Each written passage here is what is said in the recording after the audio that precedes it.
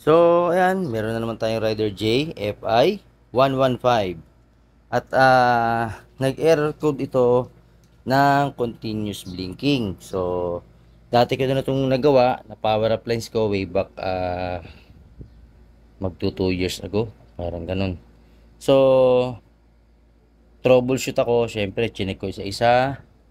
Yung mga wire. Syempre, yung gawa ko, tinignan ko. Yan, inisa-isa ko. Chinek ko lahat. Continuity, chinek ko, ayan. Chinek ko lahat. Hanggang dito sa may TPS, sakit. Chinek ko lahat ng wire, no? Ang gamit natin ay tester, ayun, no? Nag-tester ako, continuity test. So, yun nga, ang masaklap dito, siyempre, napabili ko si sir ng ECU second hand. So, akala ko kasi ECU na. So, ito para din aware kayo, no? Na pag nagche-check kayo, doble checking. Ito medyo mahirap talagang hanapin. Kasi walang lumabas na na kuryente dito sa spark plug. So, chinek ko yung wire. May continuity dito sa socket ng ECU. Pansin nyo, tinanggal ko muna to. Yan. Kasi nung nakakabit to at tinetesting ko, sinususukan ko ng ganito. Ayan. Yan. Sinususukan ko ng wire. Nung nakakabit tong orange na to, para dun sa socket ng ECU, yung ECU. Kasi di ba maliliit yung butas niyan. So, chinecheck ko, ginagamitan ko nito, at yun nga, okay naman lahat ng continuity ng wire. Okay lahat yan. So, may continuity rito, lahat, kumpleto, pati dito sa may TPS. So, bawat wire code niyan, mapapansin nyo, ayan o. Bawat wire code niyan, indicated dito. Yan. Yung ibang wire niyan, nasa fuel pump, sensors, yung mga sensors natin, saka yung TPS, yan. Connected lahat yan dito sa ECU. No? Pati yung pang-read ng ECU dito, yung sinasalpakan ng diagnostic tools. So, connected lahat yan. So, nagduda na ako kasi nga, umorder kami ni sir ng second hand na ECU. Taka ko, ganun pa rin. Hindi pa rin continuous blinking pa rin. So, sabi ko kay sir, update kita doon sa may-ari na sabi ko pasensya na, humingi ako ng pasensya kasi nga ako napagastos ko siya ng second hand na ECU. Pero nagkaayos na kami sa usapan and yun nga, nakuha ko naman na yung pinaka-trouble. Alam niyo yung pinaka-trouble is napakahirap ma-detect lalo na pagka ganito. So ako, hindi rin ako perfecto, no? So sabi ko kasi niya tulad niya, nagkamali ako. Pero at least na-solve ko, nakuha ko yung root cause. Ang pinakamaganda rito is na dadagdagan natin yung experiences natin. So ito para makatulong sa inyo. So tinanggal ko na to. So pansinin nyo, i-close up natin. Yan. So pansinin nyo yung mga socket, ayan, lahat nakaangat, no? Nakaangat. Pero lang dito sa dulo, ayun, no? Kung makikita niyo yung dulo na yan, ayan. Meron parang nakalubog. Anong kulay ba yan? Yan, yung orange. Yung orange with white, ito yan. Orange with white. Connected dito sa ignition coil. Ngayon, nakalubog siya. Ayun, no? Yun. Yung parang may bakal na yun. Nakalubog. So, tingnan nyo pag tinulak ko yan dito sa likod, babalik yan sa harap. Tutulak ko muna. Para makita nyo lang. Medyo, mahirap gawin. Yan, papaangatin natin. Iyaano ko close up ko ng konti. Yan. So, mapapansin nyo dyan, pag tinulak ko, oops, times 1 natin. Para kitang-kita nyo. Yan. Pagka inano ko, kasi, para makita nyo. Hirap.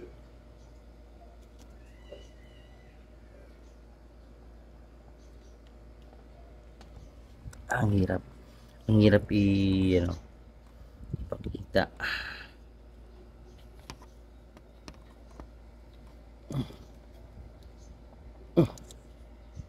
So yun, umangat na. Yan, yan, umangat na, no? Pansin nyo?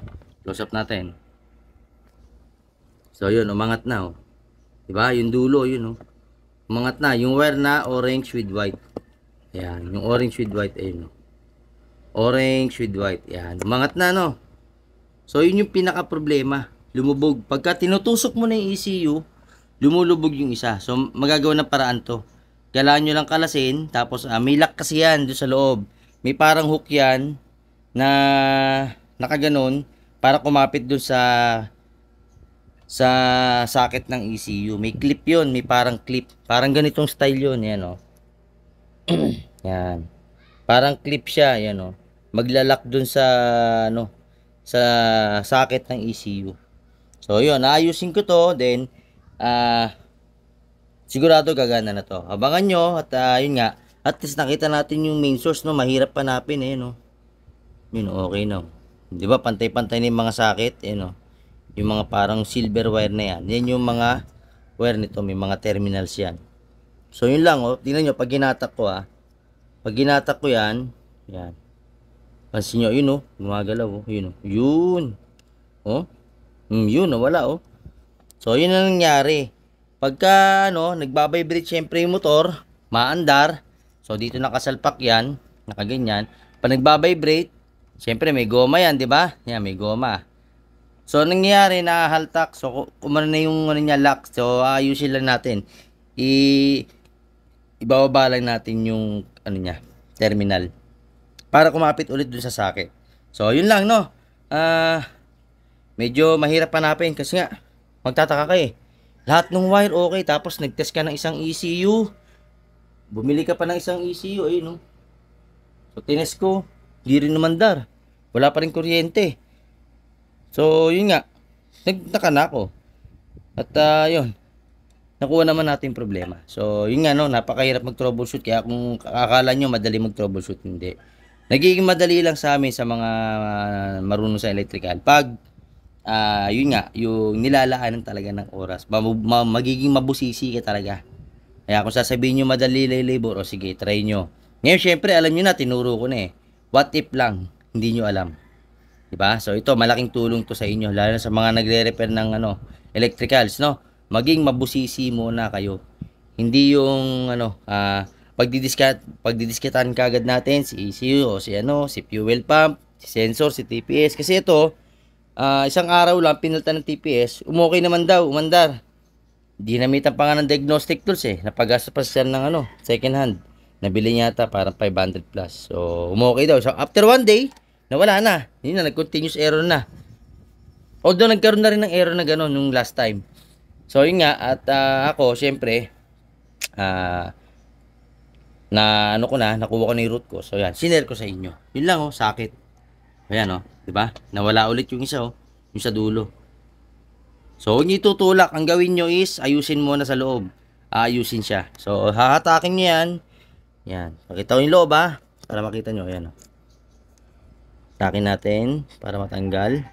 Kasi babalik niyo. Yan. Hatakin niyo. Medyo lang yan. Yun yun yung bakal Yan. So, tatandaan nyo yung pwesto. So, dapat, syempre, maliit yan. Maliit yung mga socket niya. So, dapat tatandaan nyo. Okay? So, yun lang yung tip ko. So, ayusin ko muna to. Parang terminal din to. Maliit na version lang. Yan Yan. Ayusin nyo lang yung terminal. Meron yan parang tutusok doon sa plastic. Alright? Okay. So, abangan nyo to. Pagka natapos na, pakita ko sa inyo nga andar na. Okay. So, yan. Natapos ko na. Naayos ko na. Ayun Naibalik ko na ulit yung socket. Ayan. Nakalabas na yung bakal, Ayan. Bali, yan? Inayos ko na ulit yung terminal sa loob. So, hugutin nyo lang pagka ganun. Then, meron parang, maliit na nakausli. Kailangan mag-lock na ulit. Ayan, Ayan. Dapat yan, nakaganyan na siya, ha? Ayan. Ganyan. Okay? Tapos, saka nyo ibabalik yung lock. Make sure lang, alam nyo paano ibalik to. Itong nasa yung makapal, dun yan sa taas dito. Sa may clip, naka-hilera. Hindi pa ganyan, ha? Pag ganito. Tapos, bago nyo ibalik, make sure, ito, makikita nyo yan. Yan. Ibabalik nyo muna pag Ito. Tulak nyo yan. Yan. Tutulak nyo yan, magkabila. Yan. Para pag sinalpak nyo, pag ganyan na salpak, ha? Pag isasalpak nyo rito, make sure andun yung goma. Yan yung nagsisilbing waterproofing, no, sa ECU. Yan, lagay nyo yan dito. Salpak nyo. Yan, dapat magki-clip, tapos hindi na mahuhugot. Yan. Dapat ganyan, ha. Yan. Once na okay na, okay. So, kabit natin yung ECU. Yan. Kabit na natin. Dahan lang. Yun. So, once na okay na, balik nyo na ulit sa pwesto. Then, subukan natin. Tignan natin yung battery. So, tayo dito. Kabit ko lang muna yung battery para makita nyo na okay na siya. Dito ko lang muna isasalpak yung battery. Medyo siguro baka putik. Maka-pass forward ko na lang.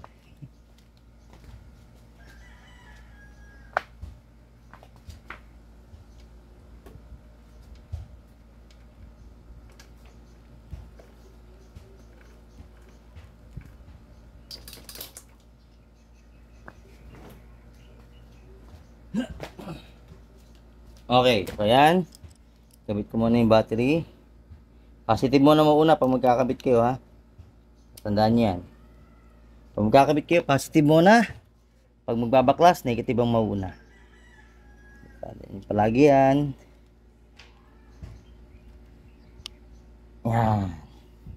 Next. Sa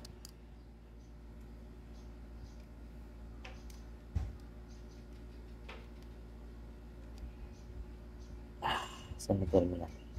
Okay na. Papantay na. Yan, kabit na. Kailangan kasi papantay muna natin yung yung pinaka clip. Para pagka binaon mo, yun. Swabe siya. Okay, testingin tayo. Yan. Testing.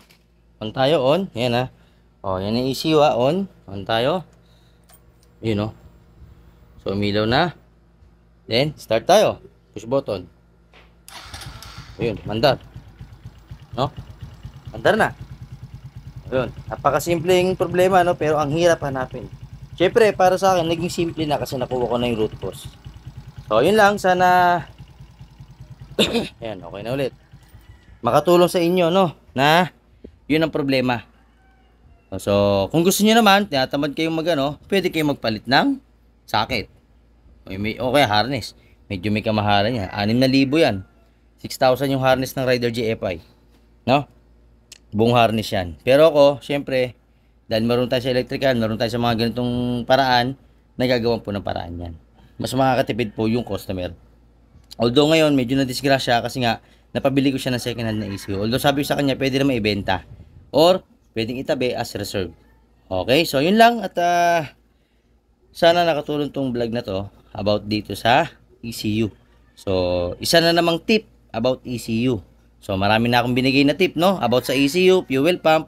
And ito, isa rin tong malaking magiging problema nyo pagka tumatagal na yung motorsiklo. Kasi naiinitan niya, nauulanan, babasa. So, dapat talagang mabusisi, Okay, so mamayang gabi, makukuha to ni customer at ayan na, working ng motorsiklo. Okay, so yun lang. JJM Bulwarks at to God be the glory. Sana makawaan nyo ng ng idea, ng kahit saang motor, dapat ganun muna checking. Napakabusisi nung ganun, yung socket mismo lumuwag, napakahirap kunin. Alright, so yun lang. Salamat sa panonood and sooner or later magbibigay tayo ng mga tip and konting tease lang, i-release ko na rin yung mga diagram na inabang-abangan nyo. Okay, salamat.